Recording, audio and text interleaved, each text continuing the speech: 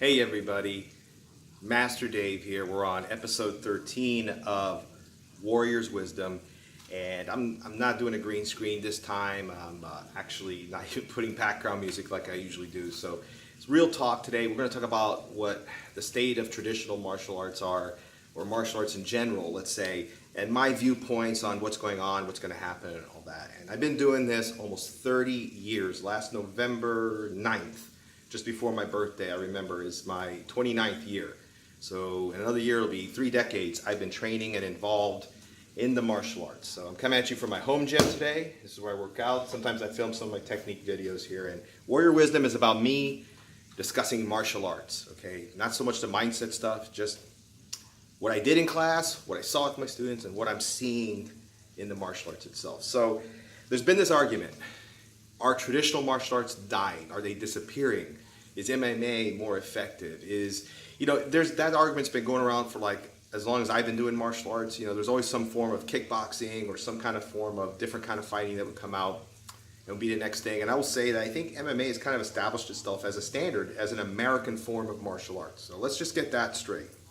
You can call it American karate or American kung fu. It's our version of it.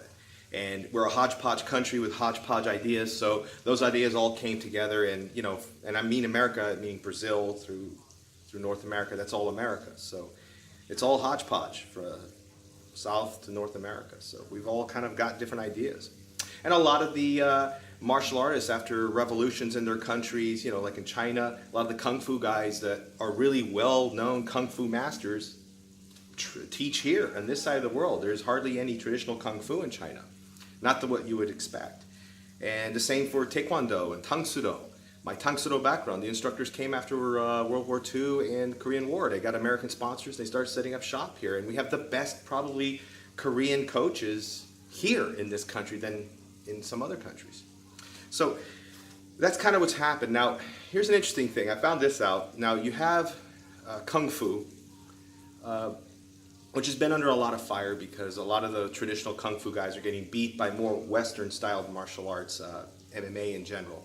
And Shanda, or San Shao, depending on how you want to call it.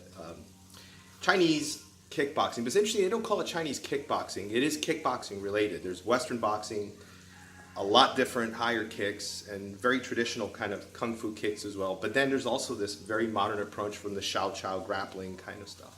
From what I understand, and I heard this from another source, that the Chinese Kung Fu people years and years ago decided to go and challenge match Thai boxers in Thailand.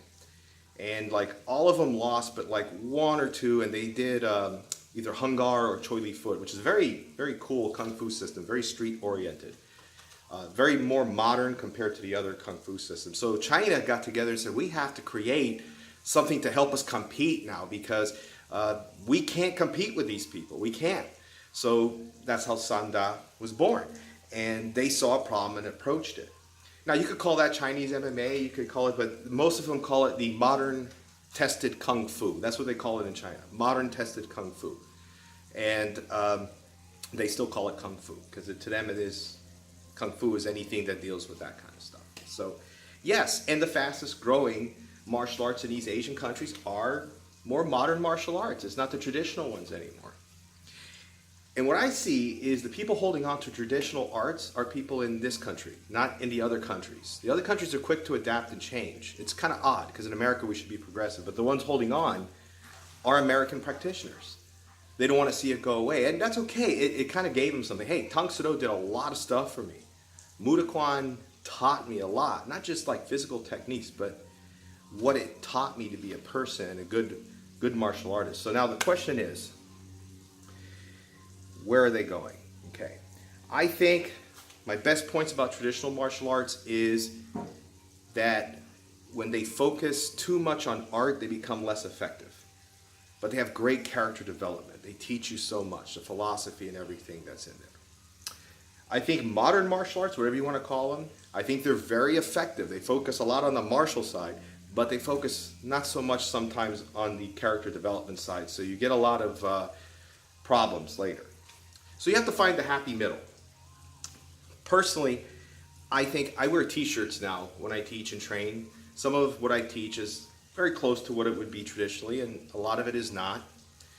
So I think the dobak, or the dogi, depending on what style you teach, is gone.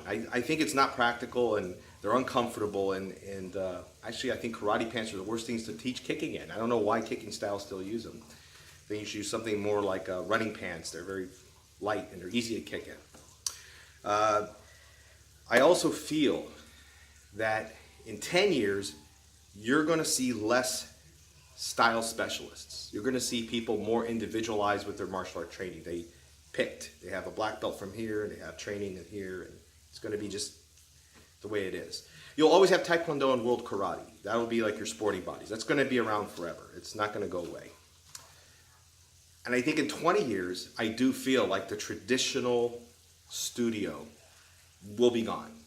I do think it's going to be more modern, and I think the problem is there was a lot of, back in the day, I always saw traditional martial arts as very innovative. They were always adapting. You would see them fight wrestlers, you would see them be able to defend against different styles, and they would adapt their style to kind of combat that style, and that was great. That was innovative. But what happened is they started to kind of like become more commercialized, and there's nothing wrong with that. We all got to make a living. But whenever you commercialize, you still have to have a good product, and I think what happened is they lost their way, and the product became very devalued. When that happens, that means then it's not effective, and people sign up, whether they're there for character, whether they're there for fitness. That's important. They're there for self-defense. It's 33, and 33%.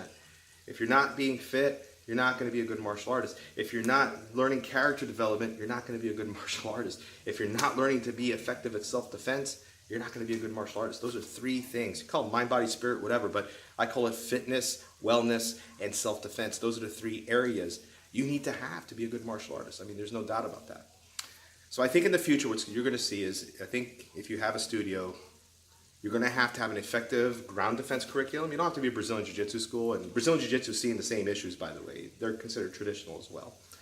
But I think you have to have a good ground defense program. I think you're going to have a great kind of boxing program mixed with some very good kicking techniques, probably from Korean or Thai boxing.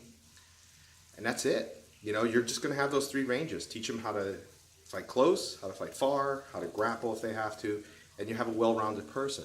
I still teach stick fighting because it's something fun to do, and it does give them some kind of insight into hand-eye coordination, which is important. Teach them to box better. Knife tactics, just because we should know some self-defense tactics. I mean, hopefully they never run into a knife, right? But that's what I see it as.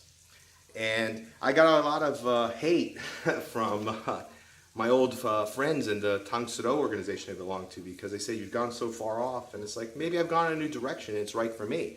Maybe it's right for you to stay in that direction, but you can't deny what's going on. So for me, that's Warrior Wisdom 13, guys.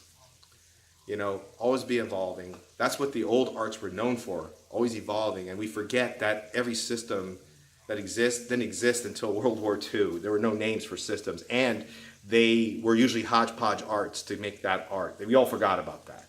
So it's still the same thing going on. We're just doing it a little more modern approach. That's it, guys. Long video today, but I had a lot to say. I will see you on the next one. Have a kicking day.